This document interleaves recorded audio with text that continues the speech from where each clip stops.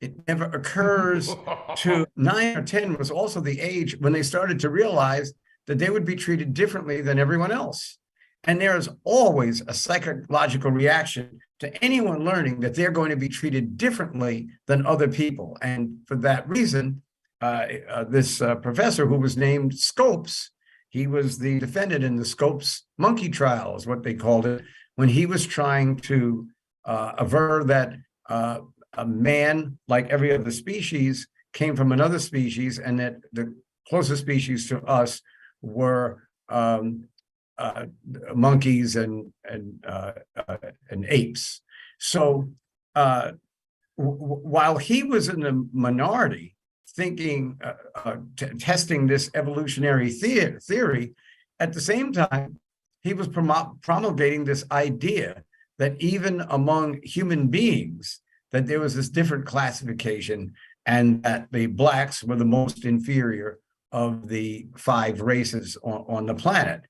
But it never occurs to him that when you make someone feel that way, or you actually tell them that way, you may be a racist in that you believe that theory, but you also, at the same time, have found a way to manifest hatred for the other side. And so that's why you had these dances on the plantations where the white slave owners and people who worked at the plantations would be in blackface, and they would dance and they would imitate the black slaves. Now, you would think once you've enslaved people, you've taken away all their rights, you make them do everything you tell them to do. When they don't do it, you either hang them or whip them.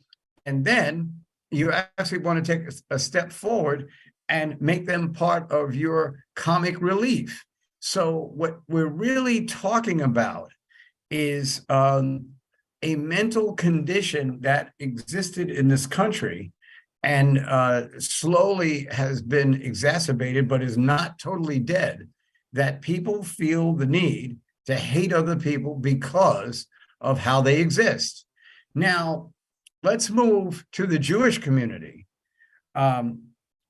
Went through some of the same oppression in different countries, finally comes to this country and performs very admirably and do very well in every endeavor that they are allowed to be involved in, while they were not treated in that way in terms of the discrimination and the bifurcated system where you basically had segregation. While that didn't always apply to Jewish people, the efforts that they waged and the tremendous movement they made to the top of society in all different categories, this theoretically would have been what Professor Scopes would have liked. In other words, a group of people, in this case, a faith-based group, who's outperforming the rest of society. But no, what they got back for their trouble was greater hate, greater anti-Semitism, and we're seeing it in this country right now. And an American culture who basically ignored what was going on in Europe with the Jews, in fact, turned away ships that were trying to bring Jewish people out of that oppression and inevitably that Holocaust to the United States. I think it was the United States St. Louis was the big ship that was trying to land in the United States, and President Roosevelt stopped them at that particular time. And this was a hatred and a resentment for the positive performance of a group of people. And when you really think about it, particularly with anti-Semitism, worldwide, it's believed that there are 15.5 to 16.5 million people who are Jewish on the face of the earth. So how much energy concentrated into a particular group to try to dissuade all of the positive contributions they've made to society, again, in my opinion, raises the question as to how, in many respects, our cultural practices and the way we run our government actually foments the anger and frustration of people because they're not doing well, and either directs it in that other people, basically Black people, are taking things away from them that they should have, or that Jewish people have too much too much of an influence on what goes on in the society.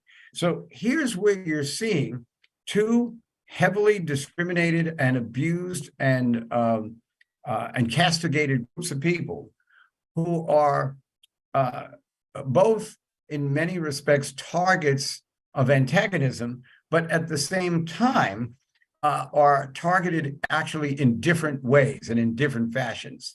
And I think that's what the real theme of this course is how these two groups interacted with each other. And in the case of African Americans, I think too often African Americans bought into the stereotype castigation of Jewish people and participated in participated in it themselves, which is outrageous. But it's one thing we've come to learn about not only people who are oppressed, but people who are abused. They tend to pass it on more than to embracing their faults and trying to get rid of their prejudices. And in the case of the Jewish community, here the reaction was a little different. As I said in the class that I shared with you a couple of months ago, that 65% of the whites who took the risk, and not the risk of travel, but the risk of losing their lives, to come to the South and march with Dr. Martin Luther King in the Freedom Rides from 1961 through 1964, 1965, 65% of the whites were Jewish. Now, when we recognize how few Jewish people there were in this country, and that the percentage of this group that went to the South to fight for that freedom was incredible. It was incredible. And it's probably the greatest example of an oppressed group rising up to support another oppressed group, which really was the theme of Dr. King's entire theology and the theme of his practices in terms of trying to bring freedom to all people in this country. And when I say all people, there was a famous civil rights leader named Bayard Rustin.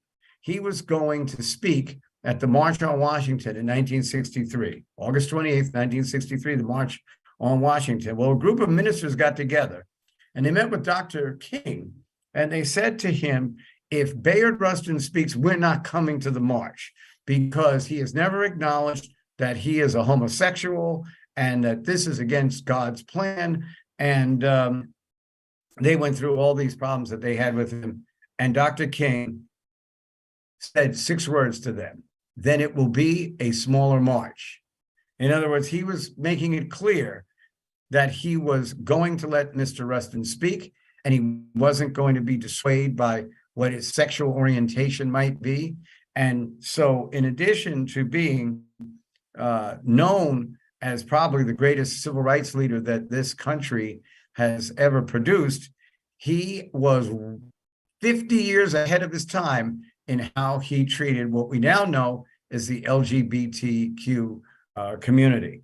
And so just getting back to the interaction between the groups, the other problem that Blacks and Jews had are the same problems that any two groups have, where one is in higher standing in the community than the other. So most of the relationships were that the Jewish person owned the store and the Black person shopped in it, basically. The Jewish person was the teacher and the Black person was the student. And that always leads to some derision, some resentment, often some misunderstanding on the part of the individual that was in more decision-making capacity. And that created its own sort of antagonism. But I don't find it overly relevant in the discussion of Blacks and Jews because it happens everywhere. It has happened in Harlem with the Asian-owned stores and the people who shop in the stores. So it would happen in any situation such as that. So those are, I think, some of the points that we tried to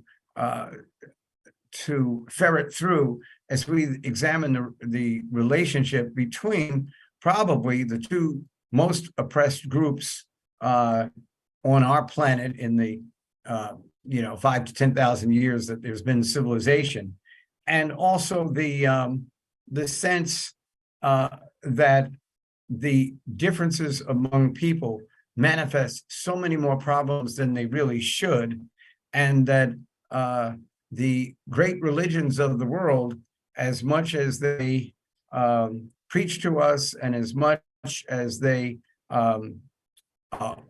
try to engender spiritual conduct that is fair to everyone, that we as an entire people, whatever color we are, whether we're Asian, Black, Hispanic, or white, no matter what social class we're in, whether we're upper middle class or people dependent on social services, no matter where we live, whether we're tenants, landlords, co-opters, or commercial renters, whatever we are, there's a perceived problem inherent in our differences, and that is that we don't respect them. And in my view, we would do a whole lot better if we looked at it the other way and started recognizing the differences as being the creativity of whatever the divine spirit is, whether you believe in a divine spirit or not, but some source greater than us must have had something to do with us being here. And I would hope that at some point they would see some progress. And I think that this class itself is so unusual, so different. I didn't ever know that there was a Black and Jewish relations class until I met Dr. Weiss in 2011. And I was pretty old then. I don't want to discuss how old I was then, but it's 11 years younger than I am now. And I hope that through working with him on this class and working through a lot of these issues, that I'm a little better for it. So certainly like to take any questions that anyone has. There's been obviously still some falling out and excitement over the issue of Kyrie Irving and him referencing on social media the movie that had clear anti-Semitism in it. He did apologize. The apology was inevitably accepted, and he's playing basketball again. And then Kanye or Kanbu or whatever he is, West, who went to dinner at Mar-a-Lago, and I was actually across the street from Mar-a-Lago last weekend, and brought this self-avowed anti-Semite with him, and President Trump trying to play it off by saying that he didn't know that Kanye West was bringing this person to the dinner. But Kanye West is an anti-Semite. So it really demonstrated the banal view of the former president, that it's all about him and that he can just say anything and people will following him. And as he, I hope, has learned through these last series of elections, not only are people not listening to him, but people in his own party aren't listening to him. And that's the type of leadership that existed in this country for the first 100 years, 150 years, that hopefully we've driven it out. And hopefully it will simmer down this antagonism and desire to pit people against each other rather than bringing them together that the former president has. So thank you very much for having me back, and I hope I didn't talk too long. Thank you, Governor Paterson, for sharing your thoughts with us and for giving my class, my family, the opportunity to raise some questions. Ladies, gentlemen, take advantage of the next few moments. Not everybody has the same attitude that I have. Maybe you'll learn something from David. Mason, you're our leadoff man. Usually you hit the ball out of the park. Come on. You got a question? So, Governor Patterson, I just want to ask, I know that it seems like since you've been a part of this class, you've paid more attention to this, kind of similarities and things you kind of brought up in your speech, but the similarities between the plight of the Blacks and the Jews. Is it something that's recent or something you've like paid attention to before personally? Well, when I was first went to school, I was in Hempstead, Long Island, and the school district was technically integrated, but they had 6 elementary schools in the district, and 5 of them were integrated, but 1 was all white. And my mother and a local doctor in the community organized a meeting where the parents got together and they wanted to sue the school district, saying that the district was all white, that one of the schools was all white. And they had a meeting and they came to a compromise. And the compromise was that they would move some Black children out of the other schools into that district and basically create diversity. So I think it was in my 3rd grade, some of the students moved, and I was in the 2nd batch of students that went in the 4th grade. And at a certain point in my 4th grade class, I had a Jewish friend named Jonathan Goodman. And Jonathan Goodman got into some dispute with another student in the class whose name was Alphonse Persico. Now, he would later go on to be known as Alphonse Little Alley Boy Persico. He was apparently, his family was ensconced in the Colombo crime family. And Alphonse and Jonathan got into a fight, and Alphonse called Jonathan a dirty Jew. And a number of students heard it. I was there. I didn't hear it, but it definitely happened because there was a lot of conversation about it. And someone told the teacher of the class, who was a woman named Rita Ezel and was African American.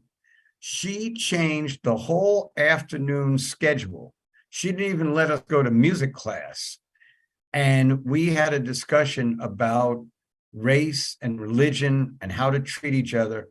And when I think back, because I'm older now than probably by 20 or 30 years than she was when she had this class, I think everybody in that class came away with a different point of view, more than any church service had ever done for me or any book that I had ever read. And it really made it clear to us that we're all related, we're all part of the human race.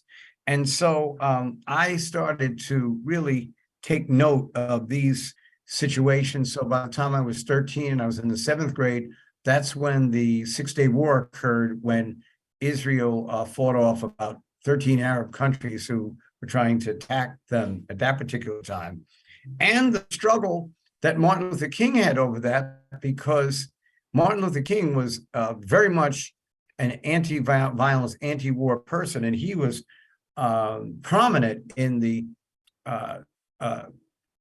opposition to the war in Vietnam. But then he supported the war, the 6-Day War with Israel, and he got a lot of flack for that.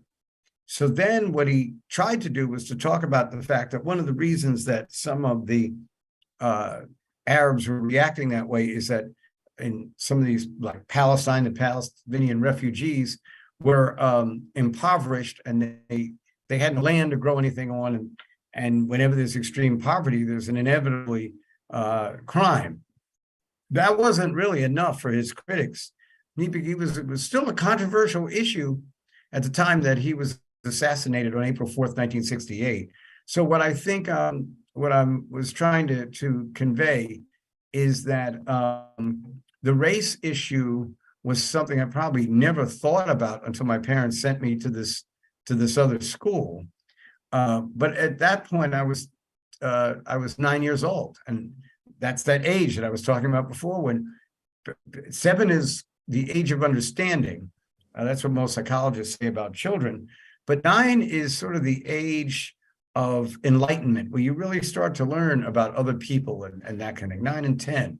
And so I was just somebody who took to that and wanted to be in the struggles of people who were not being treated fairly.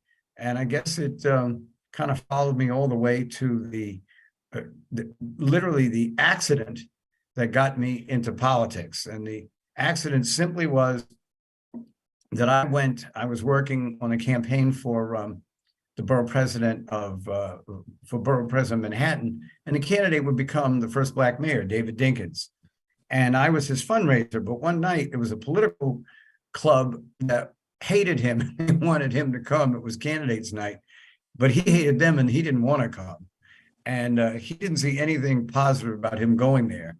And so he and his campaign manager decided to send me, who wasn't even working on issues, but was just doing the fundraising. And I go up to this meeting place on 140th Street and Adam Clayton Boulevard in Harlem. I get there about 7 o'clock, and I felt like I was shredded, attacked, just mistreated, abused by these people. Every answer I gave to the question they assumed was wrong. If they asked me, what's the day after Tuesday? And I said, Wednesday, they would say, well, who would tell you a thing like that? Why would you come here and say something like that? They were really horrible. When the meeting finally ended, this older woman who was sitting in the front row, they said, well, listen, young man, please understand, this isn't about you. This is about Dinkins. He should have been here, and he's a candidate. He owed that to us, and he's not here, and we're not voting for him. And I said, I respect whatever it is you all try to do. I'm just trying to get out of this place. And this old lady starts waving her hand and she says, I have one more question. I'm like, oh no, because she had basically destroyed me 3 times in this session. And she said, listen, I'm not voting for your candidate because he didn't have respect for us to come here. I said, ma'am, that's prerogative. And then she said, but I really liked how you sat here and answered the questions. Even when you knew we were insulting you, you kept your cool and you answered the questions. And you look like you're 19, but when you're old enough and you run for office, call me, I'm going to help you. And she started clapping and everyone else did. And 3 weeks later, the local state senator passed away. And it was people in that club who were so derisive to me that went to one of the leaders and said, this kid's a little young right now, but given time, maybe he could be something. And given a little more time, maybe one day I will be something. Thank you very much. Anyone else? This is your chance. Well, thank you, Governor Patterson. As usual, it's very informative.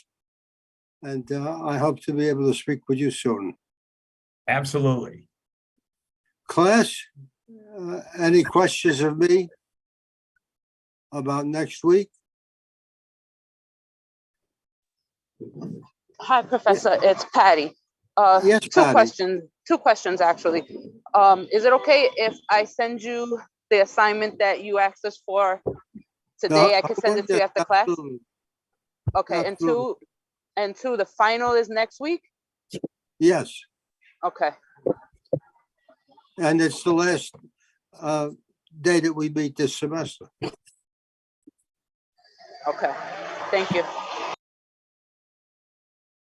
If there's nobody else, I wish you well, and I'll see you next Thursday. Have a great Have week, a good Professor. week. Thank you all. Bye. Thank you, Professor. Professor. Tracy, that second version of the spring semester was almost perfect. I think just a few minutes, 5-10 minutes tomorrow, we'll have it ready to go online. Have a great week, everyone. Bye. Bye. Bye, everyone. Bye, Professor.